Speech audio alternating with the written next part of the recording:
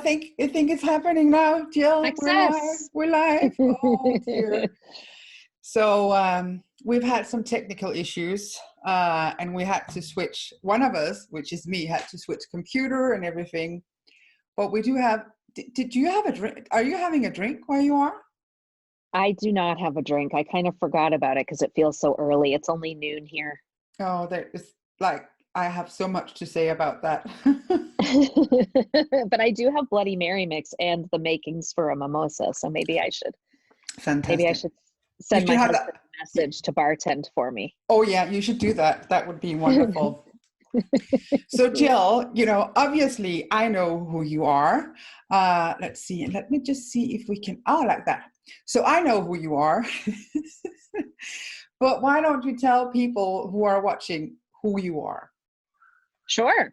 I'm Jill Stoddard. I'm a clinical psychologist and the author of Be Mighty, which is a book, a self-help book based on acceptance and commitment therapy for women who struggle with anxiety, stress, worry, which, as it so happens, women suffer from anxiety at nearly double the rates of men. So it seemed appropriate to write that book for women. I'm also the co-host of the Psychologist's Off the Clock podcast, which is a podcast for, the tagline is, ever wonder what psychologists talk about when they're over coffee, something like that, right? So it's for professionals, but also for lay people who are interested in psychology. And then lastly, as a psychologist, I also work as a therapist, and I have a clinic called the Center for Stress and Anxiety Management in San Diego, and have an amazing team of 6 women who work with me in my clinic. Wow. And I'm a mom and a wife. I have a wonderful husband and 2 little kids who are 6 and 8. And because we're all at home, they may pop in at some point, but hopefully they'll respect the closed door. I've seen you posting videos with your kids, like dancing and touching their face, and you know, do get like there's. It looks like lots of stuff is happening at your house. Indeed. So, Jill, do you have your book with you? Oh, I totally forgot about that part. Oh well, I don't have a copy near me. Hold on, let me see. So I don't have a copy near me. Hold on, I'm going to send a message and do that. This has been planned forever, and we've just had so many issues happening here. So, neither way, we will post a link to your book in the comments so that people can see your book. Okay. So I just sent him a message, so hopefully he'll go grab one. They're in my garage. My makeshift shipping station. Bring a book and bring drinks. Yes, I'm going to tell him that when he comes in to go make me a noon cocktail. Noon cocktail. Yes, if there ever was a time to have a drink at noon, it would be now. So you and I would talk. A lot of people are drinking at noon right about now. Exactly. So you and I, we were talking about that. It's hard not to mention the world situation right now, and so I'm guessing a lot of people everywhere in the world are anxious and worried. And although your book is for women, I know that you're a master in handling these issues regardless of gender. So what would be your take, Jill? How do we get through this psychologically? Yeah, I've been thinking about this a lot, as I'm sure everyone has. And, you know, this is new for all of us. Nobody has ever had to deal with the anxiety related to a global pandemic before. And so I think really the first step is understanding that piece of it, that, you know, this really didn't get serious until it's been a very short period of time, right? That this became as alarming. And I know different time periods in different places in the world, but that it's completely normal if we're all still in survival mode right now. Sure. Yeah. Right. And it's completely normal that we're feeling anxiety. And I think for many people, they feel like they're doing it wrong if they're really stressed and anxious. But the fact of the matter is that, you know, anxiety and fear, we have those things for a reason. And when people have anxiety disorders, their anxiety and fear is often in response to a perception of threat that is not, you know, the threat is much lower than what their anxiety tells them is real. And so it's almost like the anxiety and the fear are a false alarm. Yeah. But right now, the threat is real. Yeah. right? And so our bodies are doing exactly what they're built to do, which is respond to a threat. Yeah. And, fear is that acute in the moment. If there were a tiger or a robber in the room right now, we would have a fight, flight, fear response, Yeah. right? So I'm having some fear because my husband has a fever and a headache and body aches, and he's not going to get tested. I don't know what's going to happen. No. It's totally appropriate to feel afraid. Yeah. And anxiety is that like future oriented, like there might be a tiger around the corner. The worry is the cognitive part of that. And that's normal too, because we know the economy is going to tank worldwide. There's a lot of uncertainty. There are threats up around the corner and we don't know exactly what they are. No. And so again, our bodies are doing what they're meant to do by preparing us in that way. So that's to say, like, really being gentle with ourselves and recognizing that a certain level of anxiety and fear is completely normal and appropriate. Our bodies are doing what they're meant to do. I think knowing that while stress does, while stress does trigger adrenaline and cortisol, and we don't generally want our bodies to be at a heightened level of arousal all the time, stress also triggers oxytocin, which is our tendon befriend hormone. So it's that hormone that's telling us to seek and give care.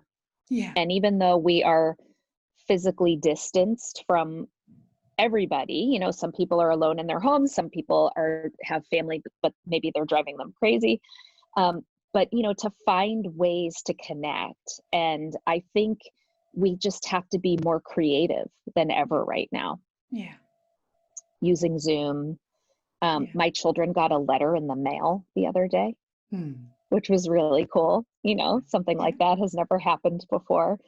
I have friends where we're trading video limericks about coronavirus. So it's bringing a little bit of play and levity to a situation when, I think we really need that right now. Yeah. So Jill, I love what you're saying also about the connection part, because if there's anything we can do at these times, it is to connect and be social apart, right? Mm-hmm. Yeah. I saw something recently that said we should stop. In fact, I think the World Health Organization has replaced the term social distancing with physical distancing. Yes. Because it's a more appropriate use of language, that we have to maintain physical distance to be safe. Yes. But that's not the same as social and emotional distance, and that we can still be connected socially and emotionally. Yes, so true. Mm-hmm. So true. Jill, one of the things about you, one of the reasons that there are many reasons why I wanted you here with me. You've made several books, haven't you? For those who are, two. Well, and a couple. That's several. That's more than one. And one book, I know not everybody who are listening here are clinicians in ACT, but one of the books that you have made is the Big Book of ACT Metaphors, which is my Bible. I love it. Yeah, I love it. And I love you, and I love the way you teach and the way you are in this world. And one of the things that strikes me about you is that the encounters that you have had, that you are, as a person, so empowering and so brave and so vulnerable. And so is that something that you use when you're working with women or folks in general? Yeah, absolutely. I mean, I think you've hit the nail on the head. It's the way that I try to live my life. And I would say the same back to you. I think that's something that I've seen you model as well. And, I have found that the more I step out of my comfort zone and do brave things, even when my inner critic is loudly telling me that I have no business doing any of those things. I mean, and that certainly was the case when I wrote the Big Book of ACT Metaphors. I didn't even know that there was an ACT community yet at that time. I mean, I had a very loud voice saying, like, who do you think you are to write a book? You're not an expert. You can't do this. And I mean, and believe it or not, that happened even with the second book. And it happened when I was invited to co-host a podcast. Never co-hosted a podcast. Who am I to be a podcast co-host? So that, that voice never really goes away. And I just try to practice what I preach in connecting with my values. And as I say in the book, the me I want to be, in the Be Mighty book, the me I want to be. And I want to be someone who's brave and takes risks, even when it feels scary and I worry that I'm an imposter. And I think all humans can relate to that. I really do. I mean, I've never met anyone where I've brought up, the imposter thing where they've said, oh yeah, what's that? I don't have that. No. Everyone has an inner critic. Everyone has that, can relate to that feeling of being a fraud or an imposter. And, I've just found in my own experience that when I rely on my experience instead of what my mind is telling me, that there's typically a payoff, even when it's really scary. And my life has gotten bigger and has had more meaning as I've chosen to do those things. And so certainly, that is something I spend a lot of time talking to my clients about, is, what courage means to them, and in what ways are their own thoughts and feelings really holding them back from being the person they want to be or living the life they want, and finding ways to, move forward with all of that. Yeah. Well, you are a fantastic role model, and I'm so glad that, I'm glad to have you in my life, Jill. I really am. And so this book, the Be Mighty book, everybody watching this have to go buy it. Can I just say that you have to go and get it? Thank you. Why could you talk about why a woman's book, why a woman's guide to free yourself from anxiety? Could you tell me a little bit about that? Yeah, I mean, it really comes from a place of, learning that women suffer from anxiety at nearly double the rates of men. Yeah. And I've just thought a lot about that in the last, I guess since 2016 with our presidential election here, and all the things that have unfolded since then, like Time's Up and Me Too. This is a time where women are really speaking up. They're showing up. And it's become my own, I don't know, like women's issues have just become far more important to me in the past 4 or so years. And I've become more aware. I mean, I almost call myself like an emerging feminist. I mean, theoretically, of course, my whole life, I would say that I believe women and men should have equality and be treated equally. But I've just really practiced greater seeking of information and becoming more aware, and then finding my own voice and my own platform to try to speak up as a woman and for other women. And honestly, Rikke, since I wrote the book, I've had thoughts, more present day thoughts that, gosh, I wish I could go back and not rewrite it, but add to it, because I've learned so much since I wrote it that I wish I had incorporated into the book that I didn't. I'm writing blogs, and I'm thinking about my next book, and kind of hoping to be able to infuse more of that there. But I think just now is the time for women to really take charge of their lives and to find their voices. And we often don't do that and speak up, because we live in a patriarchal culture in the United States and in other Western countries. I mean, in most places, really. And, I want to give women the tools to be able to do that, if that's something that feels important to them personally. Yeah. And have you had any, would you be willing to share, because there will be, lots of women watching this. Do you have any experiences that you've had that you would like to share, where you have, worked on being brave, or maybe that inspired some of the stuff that you wrote about in your book? Ooh, that's a really good question. I know some of them, but I don't want to. Yeah, I mean, there are, and I'm fine with sharing them. I'm trying to think like where to start. I mean, the thing that comes to mind that I think has been the most impactful, probably because it's been the most painful, is my daughter was assaulted in her school bathroom. She's almost 8, but she had just turned 7 at the time. And thankfully she told me, on Mother's Day, actually. And she actually came to me and said someone looked at my privates, because she was on the toilet with her pants down and an older boy crawled under the locked door and physically assaulted her, not sexually, but picked up her hand and like made her hit herself while another boy was outside laughing at her, laughing at them. And I, of course, immediately went to the white male principal and white male superintendent and assistant superintendent. And the fact of the matter is they basically just attempted to sweep it under the rug. She described the assailant very clearly. And when I said, she picked out the 2 boys and the principal interviewed them and they denied it and he wanted to end it there. And I said, well, why don't you interview every 2nd and 3rd grade boy who has dark hair and glasses? Because that's how she described him. And he said, the principal said, well, you need to understand how uncomfortable those conversations would be for those boys and their parents.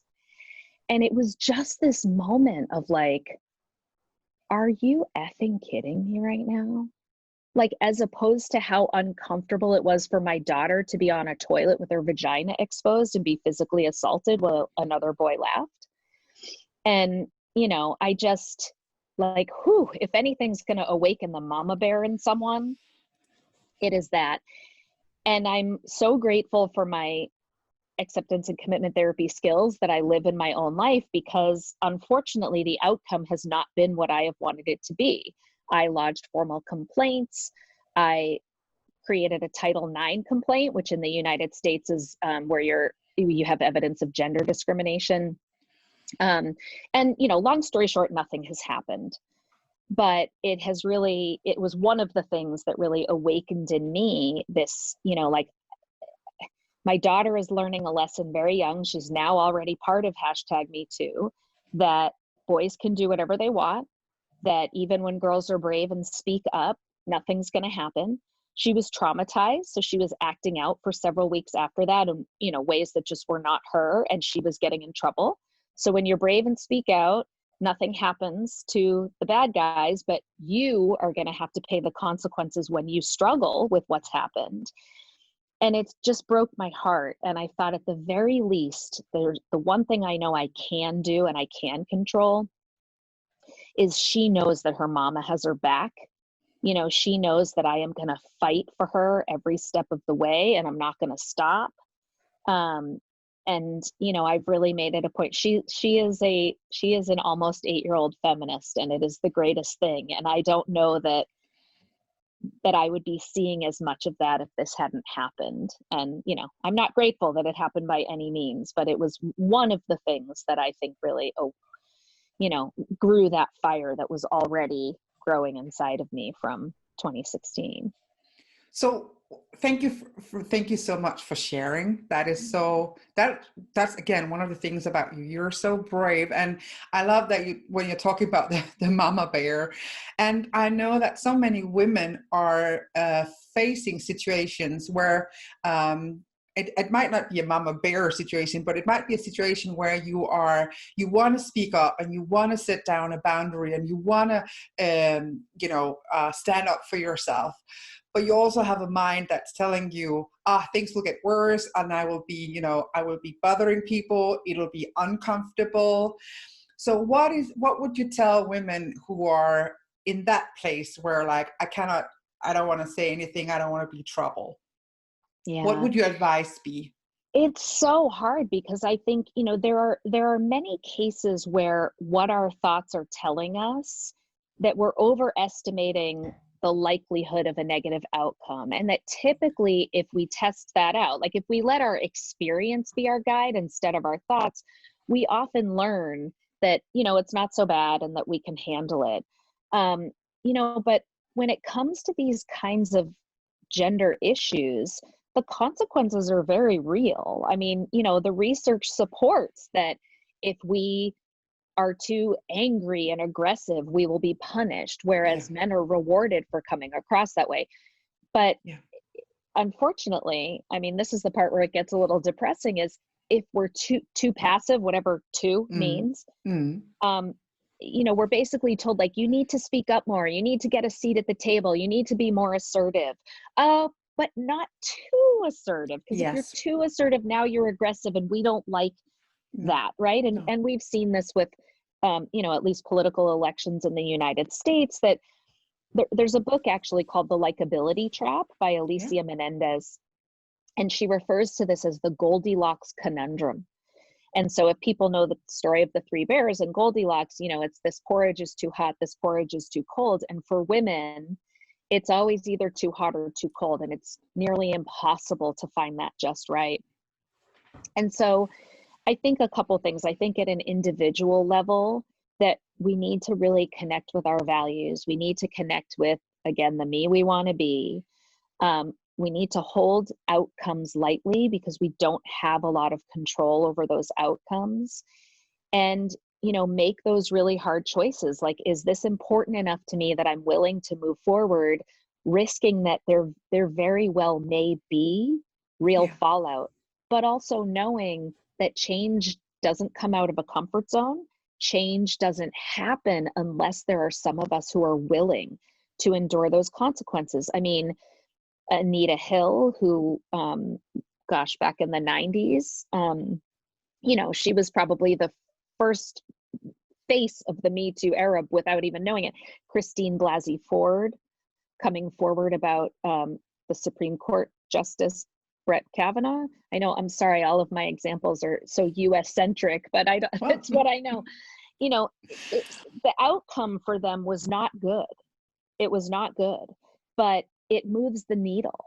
It moves the needle forward, right? And I don't know this for sure, but I am willing to bet if you asked either of those women if they had it to do all over again, would they have done anything differently?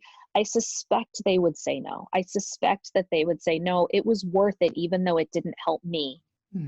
I hope that it paved the way for the future. And honestly, that's the way that I make myself feel better about the school situation, is even though all the men in power declined to pursue my complaints, it is now documented, so that when this happens again, and it will, people will know it wasn't the first time, because we fought, even though we lost our battle. So I think, does that answer the question? So I think it's that, at an individual level, values, maybe it's worth doing even if the outcome isn't what you want. And at a group level, I think the more women can get together and talk about these things and be brave together, that moves the needle even more. That's hallelujah. I so agree. And I love what you were saying about that. It might be punishing. It might so when you do it, it might feel very aversive to stand up for yourself, because it will sometimes give, shit will probably hit the fan. But there's this like intrinsic reinforcement in connecting with the me I want to be, right? Yeah. So I am the me I want to be in the midst of a storm where I am so uncomfortable for everybody, because I'm standing up for myself or for somebody else. 100%. I love that. Yeah. I love that. Yeah. What's it like for you? So I know that you are like growingly successful, like you're writing books and you're invited to speak, and you're very successful, and I just I cheer you from Scandinavia. What's it like? I know many women are like, so when they are successful, they're told to not be, like you said, too successful, to like tone it down. Have you had any of that experience in your life? Yes, unfortunately, I have. And what's interesting is I think that the that the source it comes from, I think they're unaware. So I'll give you a specific example. I feel a little guilty giving this example because I'm throwing two people who are very important to me a tiny bit under the bus, but I wrote about it in a public blog, so it's already out there. So when Be Mighty first came out and I was doing podcast interviews and, it was getting a little bit of attention, as women, it's hard for us, I think, to self-promote and put our stuff out there in the world. And so I was just texting my family, my dad, my brother, my sister-in-law, and, of course, my husband was in this loop too. And at one point, my dad said to me, I'm just a little bit worried that you telling us about your success might be making your brother feel bad. And it was coming from a good place because at that time, my brother was having a hard time. Everything's great and fine now, but he was having a bit of a hard time. And so I understood it as being well-intentioned, but I also don't think there's ever been a time where my dad has told my brother to tone down his success. I just don't think that would ever come up as a thing. And, right around that same time, my husband had a similar reaction where, he kind of accused me of like being overly self-focused and that all I really care about is my book and my podcast, because I had just been invited to do the podcast around that same time, which just felt mean and unfair because I was still juggling everything else in the world that I do. And even though his was not well-intentioned, his was coming more of a place like we were disagreeing about something else. Sure. And, but I don't think that they're even aware of it. I think these biases are so subtle and implicit that it is out of the realm of awareness that like, there might be something gendered here, right? That like when women are having success and they dare to shine their light and share it with other people, there's something that feels wrong and threatening about that. Yeah. And it shouldn't. And I think the only way we change that, because it's very uncomfortable for me. Every time I post anything about anything good going on with me professionally, it just fills me with so much discomfort. And I think, the only way that this ever changes is if, like we were talking about before, is if we're willing to have that discomfort and, do it anyway and hope that it moves the needle. And I'm quite sure there are people out there who are like, oh God, Jill, enough already. We don't want to hear any more about what's going on with you. And I just have to be okay with that. I'll hope it's not true, but if it is true with some people, that's okay. It feels worth it to me. And I love what you're saying, because I think there's so much power in the practicing not being liked. Like, people don't have to like you all the time. And so choosing to operate or to navigate from the you want to be, right? Instead of like what people will agree and not agree and whether they like me or not. That 100%. is such a beautiful quality to have that. Well, and it's such a trap too, because we think we know what other people will like, but no matter what you do, some people like it and some people won't. No. Right? Yeah. It's sort of like, I always think about it, and I've talked about this in therapy with clients, especially those who have been married, is, think about when you planned your wedding and like half the people agree with the choices you're making and half the people don't. And so the only way to stay sane is to just do whatever the hell you want to do and like let go of trying to please everyone. And I think it's a good model for life, Exactly.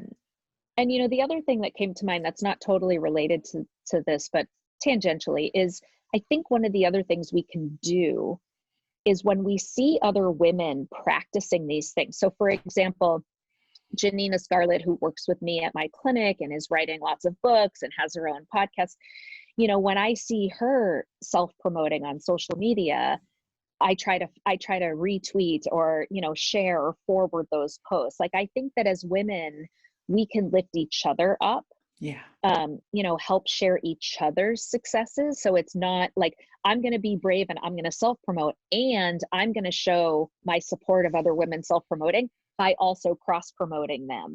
Exactly. And I think that makes it less scary. I think it makes women more willing to keep at this and persevere. And I think it will, again, move the needle over time if we all commit to doing things like that. And really, that is something that we can all do. So you might not be comfortable self-promoting. Well, that's a skill we can practice. But there's always room, in my humble opinion, to amplify other women, like to Yeah. seek out our female sisters out there and amplify their work and their voice, etc. Mm-hmm. Yes, like you're doing right now. Yes. And look what you're doing right now, like what we're doing. I know the entire cast, your podcast, the podcast that you are co-hosting, it's all female as well, right? Mm-hmm. Yeah. Yep. It's 4 women who are amazing. Yes. Yeah. Indeed you are. Indeed you are. So so when people read your book, the Be Mighty book, what will you hope that they take away? Like, what would be the largest message Mm-hmm. to the women reading your book? Yeah. I hope it's people walk away feeling a little less pathologized and more like their emotional experiences are a normal part of being human. Yes. And that instead of like fighting all of that stuff, they can turn their attention toward the me they want to be, that they can have a different relationship with anxiety so that it doesn't have to get in the way, and they can still live, big, bold, beautiful lives. How does one find out? So I know that this is what you're teaching, this is what we are teaching, both of us, but how does one find out the me who I want to be? Because I mean, for you and me, this might be obvious because this is our job. Like, but how does one find out the me I want to be? Yeah, that's a great question. So I like to think of it as that often when people feel stuck, like they want to change something in their life, it often feels like really huge. It's like these big future oriented goals, get a degree or, something. And, I think that, the me I want to be is more about in a moment, right? Like, so like in this one moment, I get to choose who shows up. First of all, I get to choose whether I show up. So like, what am I going to do? What am I going to choose to do or not do? The choice is very important. And then what are the qualities that I'm going to embody in this moment that I choose to show up, right? So like right here, you and I are choosing the me that we want to be. When you asked me the question about an example, I shared the one that creates the most emotion. I was biting back some tears. It made me feel incredibly vulnerable. But the me I want to be is authentic, open, vulnerable, even though I don't like feeling vulnerable. I want to be someone who chooses vulnerability. Yes. And so that's me showing up as the me I want to be in this one moment. And then there's going to be the next moment and the next moment and the next moment. And it's about those qualities, and they may change from moment to moment. When I hang up from this call and I'm interacting with my kids, and hopefully they're happy and getting along, but maybe not. And what are the qualities I want to embody as I interact with them as a mom? And one of the things I point out in the book is if you imagine the word moment, there's me right in the middle of it, right? MOMENT. So it's like the me sits right in the middle of moment. So it's this me I want to be in this one moment. That is clever. I love that. It just came like it. I just saw it one day and was like, oh my gosh, there's right a me there in the middle of the word. That is beautiful. And that's not. And I don't mean to say that you shouldn't have goals. Like you should decide not to think about getting a degree. But it's more to say that if we think about it in these smaller terms, it can make change feel a little less intimidating. Yes. Right. And like more within our grasp. Yeah. I don't know if you guys might be able to hear some things in the background. That's My little fine. 6-year-old boy, I'm in my bedroom and my 6-year-old boy came in to take a shower, and I can hear him singing or talking or something in there. So if you hear anything in the background, that's my little Liam. He's the one that's been dancing and touching his face that you've been seeing on Facebook. Yeah. That's hilarious. But yeah, I just want to say, one of the things that I love everything you're saying, and one of the things that is so important is the choosing of your own behavior in each moment. As you're just saying, that there are long-term goals, and they can seem so far away, but knowing that in every moment there's a me. I love that. There's a me, being able to choose in every moment how you want to be. Right. Exactly. Yeah, that choice is really important because, we spend a lot of our time on autopilot, where we're just, just like sort of I always get the image, and I think this metaphor is in the book, of like, a marionette puppet with like the strings and the crossbars, and we're the puppet on the string, and that often our thoughts and feelings are kind of in charge of what we're doing. I'm mixing metaphors by saying autopilot, but our thoughts and feelings are kind of in charge of moving those bars. And the choice part is not just letting the strings move us, but sort of like cutting those strings so that our values, the me I want to be, becomes in charge of the way we move our hands and our feet and our mouth. And that it's a conscious, deliberate, thoughtful choice, not just that, being, it's not autopilot or not being manipulated. No, Right. exactly. Right. So one of the things that we have talked a little bit about this, but I often get the question. One of the things that you and I teach is like bravery and courage. We're inviting women or folks in general to be courageous and be brave. How does one do that? What is your take on that? How do you become brave? Hold on one second. Hey, buddy, Liam, I need you to turn that off. I'm on a call. Okay. Thank you. He has told I'll spell it Alexa, because if I say it, it will activate her. Yeah. And is playing music and dancing naked in the bathroom. That's wonderful. He's hilarious. He keeps us very entertained. Okay, so refocus. Well, so the question is, how to be brave? How to be brave? People ask me all the time, how do you become so brave? I don't know if it's meant for me, but how does one become brave? Yeah. Well, I think it's really about that bravery can't be based on a feeling, right? It's not like I act bravely because I feel brave. It's I'm willing to do the things that matter to me, even when I feel terrified. Yes. And vulnerable. I mean, I think it's a willingness to be vulnerable. And, I'm a huge fan of Brene Brown, and she's a, much bigger expert and more articulate in talking about these things than I. And she has a Netflix special. If you just look up in Netflix, Brene Brown or Courage, but she talks all about courage, and that, courage and vulnerability are essential. They go hand in hand. And if you want to show up in the arena, if you want to really be the main actor on your own life stage, then it means choosing vulnerability. That's essentially the definition of courage. So anybody can be brave. Exactly.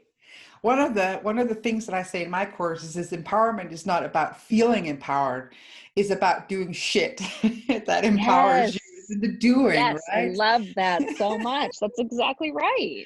It's about and then doing. Often the feeling follows. Exactly. Right? It's like people talk about bravery and confidence and empowerment as if it's a feeling, but it's a doing. It's a doing. And if you do it and do it and do it and do it, often those feelings we associate with it start to build over time. I agree. There's a saying, I don't know, I think we can swear because it's 8:00 or 9:00 in Scandinavia, so we can swear. We're drinking as well. So move your ass and your mind will follow. I love that. It's such a great saying that first you do and then you feel. You might feel. I love that. I've never heard that phrase. How have I missed that? Well, it's, it's in all my workshops. It is? I've been to lots of your workshops. I don't know how that hasn't stuck. Move your ass and your mind will follow. I'm going to write it on my mirror. Exactly. But there's a certain quality, it's about, doing first and then, feeling afterwards. Yeah. Yeah. And I think you have to do a lot before the feeling follows. Because I think Exactly. what also happens is, like, when you first start doing things that are brave, even after you make the move, there can then be a lot of like terror and Yes. self-doubt and like, Yes. should I have done that? Was that a huge mistake? Yes. And that it can take a while. It can take a lot of doings. Yes. Oh, wait. Hey, Liam, will you go get me a copy of my Be Mighty book from the garage? Okay. Go There, get see? 100 Now copies. I'll be able to. No, just one. My husband didn't respond to my text message that I sent him, but I just realized I have my little guy that can go be Yes, he can do my that. errand boy. Yeah. That's so sweet, because you're mummying. I'm saying that as a verb, like you're mummying and being here at the same time. That's Yes. just wonderful. Yeah. A It's, lot of us are figuring out how to do that. And I love seeing, like people on conference calls and a kid zooms by, and it's like, this is just our reality right now. And it's good practice in being flexible and it creative. is. It is. Yeah. So I'm just sitting here. I'm just like, it's amazing to from my perspective. I'm watching you, and I've known you for a lot of years right now, and I've seen you. You're writing books, and is the book there? Hold on. Here he is. Here, do you want to say hello real quick? Here, put your head in the camera so they Hey, can see you. See, there's Liam. hey, good to That's my little son. Okay, go tell Daddy. Thanks, buddy. Okay, there we go. There's the So I book. think it comes out backwards, but there's the book. That's what it looks like. It looks perfect from here. It looks perfect. Oh, good. And I love Good. the graphics about it. It's just a I do beautiful book by a too. beautiful person with beautiful content.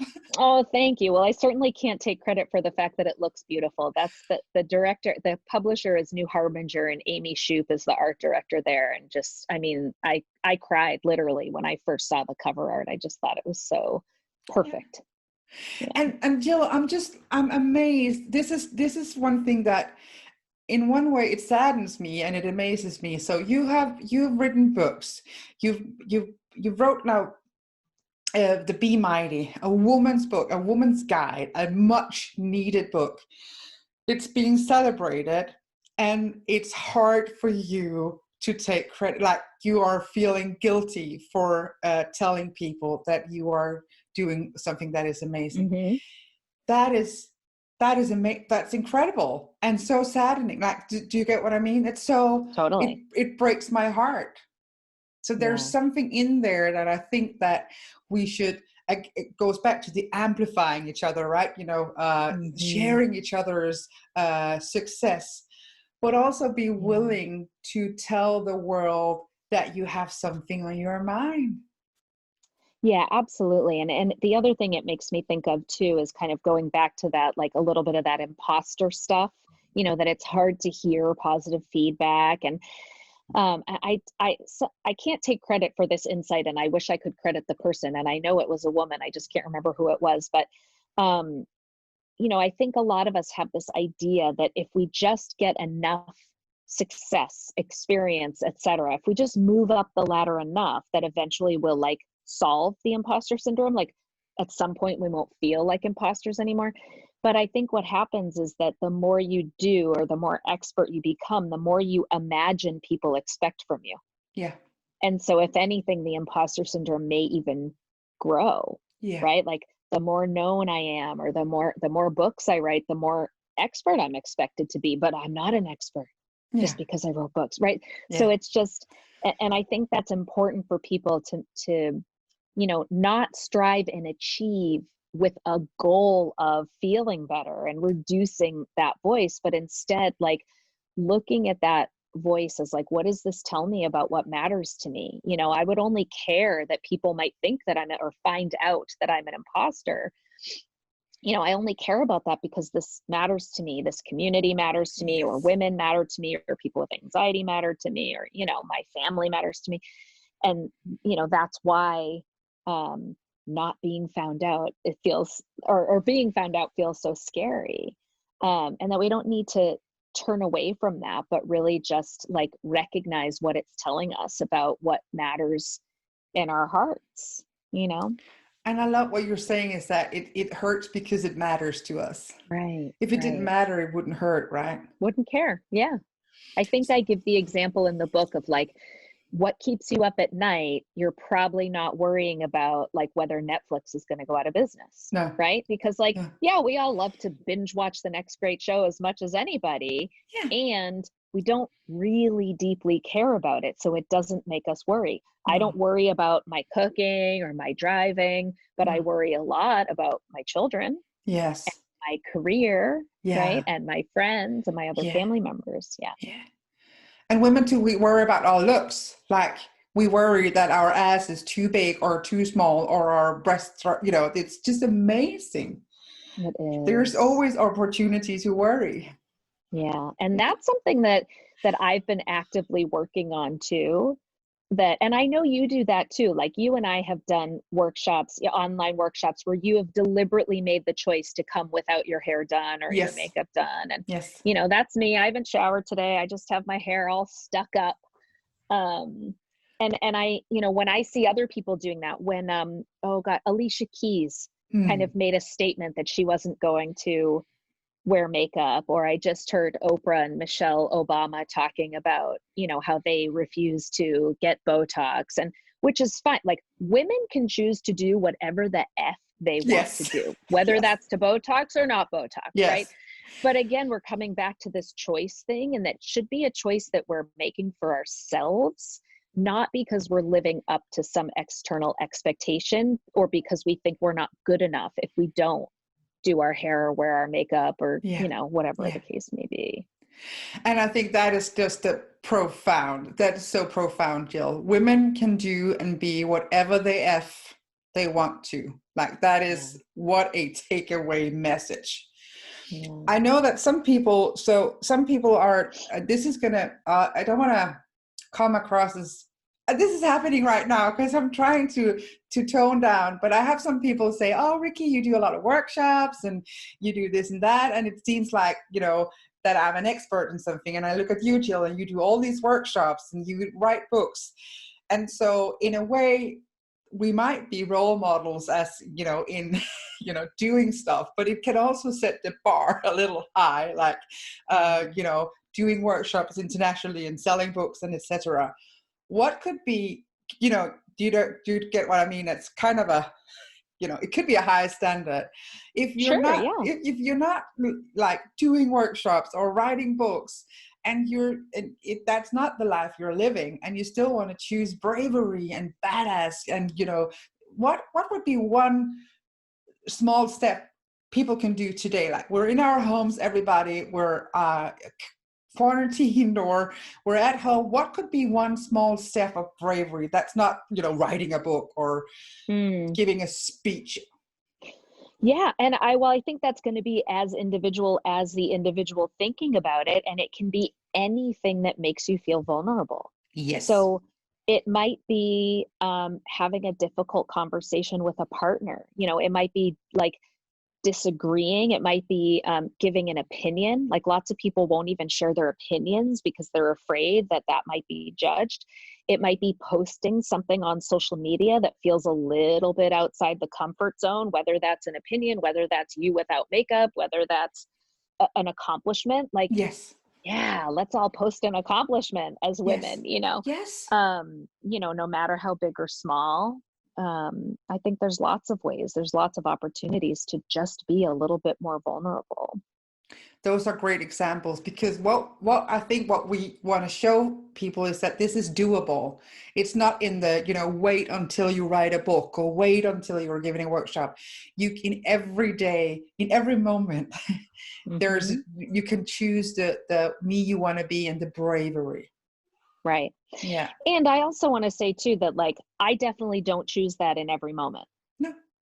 Right? Like I think even, you know, I've been living and, you know, learning and living acceptance and commitment therapy for about 20 years, 18 to 20 years. And there are still many, many moments. Like, I mean, I think for me, the best example, and I feel a little ashamed, but I share it because that's me being my authentic, vulnerable self. You know, I get easily irritated with my kids. And especially not in this context. I mean, I do in this context too, but when it would typically come up would be at the end of a day where they've been at school all day and I've been at work all day and they've just had it, everybody's out of gas and we're hungry and we're tired. And, that's kind of my most vulnerable. I don't mean vulnerable in the sense we've been talking about it, but my most at risk kind of time. I'm feeling irritable. And when my kids fight with each other, it is like nails on a chalkboard for me. I mean, it just takes me 0 to 60. And I can sit here right now in a moment when that's not happening. And I know the me I want to be is somebody who engages in a patient way, even if I'm not feeling patient.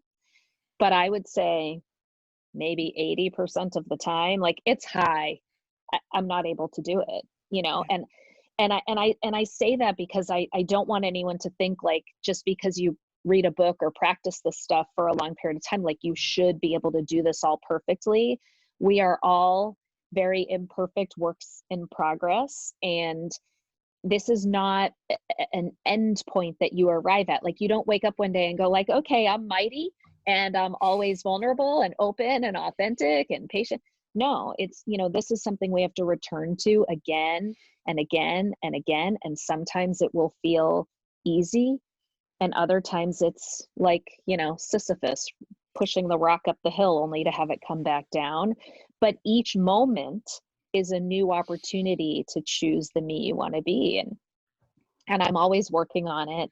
And, when there are those times where I snap at my kids or I'm not acting like the mom I want to be, I use the next moment or maybe a few moments after that, to come back to them and, apologize and at least try to model that you can admit when you make a mistake or when you do something that you don't feel proud of and you can try to do better the next time. Like there's always a new opportunity to practice. Yes, it's never too late. And there's this, like, as you say, like the power of flexible responding to not always, be this or always be that, but flexibility in choosing. And the me I want to be is kind of easy, right? When folks are nice and the weather is nice and, it's when the context is fantastic, it's easier to be right. to be the me you want to be. And it's hard, as you said, sometimes when people or things or contexts are triggering us. Yeah, when the shit hits the fan, which is kind of happening for everyone right now. Yes. Right. And it kind of goes back to the very beginning of our conversation of like, this is a time more than ever to be gentle with ourselves and right. Like to practice self-compassion, self-kindness. Yes. Because the shit is hitting the fan. So this is a very hard time for us to show up and be the me we want to be. And yet each moment is a new opportunity to practice. Each moment is a new opportunity to practice. And also there's this, I think this is so important, Jill. There's the me I want to be towards me. Like, love that. when I fuck up, you're telling, I hear you saying that you come back to your kids and you apologize. And there's this like me you want to be as a mother towards them or towards one's partner and etc. But there's also some importance about the me I want to be towards myself. Like, so when I do fuck up, I want to forgive myself and I want to learn and I want to do better next time. 100%. I love that. And I think when you are kind to yourself, it makes the next time being a success much more likely, right? If you're saying to yourself, oh, I'm the worst mother, I'm totally ruining my children, why can't I ever be more patient with them? The likelihood of then going back and calmly apologizing and trying to repair the rupture is far less likely than if you're saying like, shoot, like that wasn't the me I wanted to be, but I am doing my best. This is hard. Kind of just practicing self-kindness, it makes it more likely. And the research certainly supports that, like whether it's if you're on a diet or quitting smoking or anything else, when you're mean to yourself about it, you're less likely to get back on the wagon, so to speak. And self-compassion makes it more likely that you make the choice that you truly want to be making. It makes that more likely. Yeah. Wow. Great. Jill, I could talk to you forever. I know, back at ya. And so, and let's do this again. You know, it would be such a treat if we could do this again.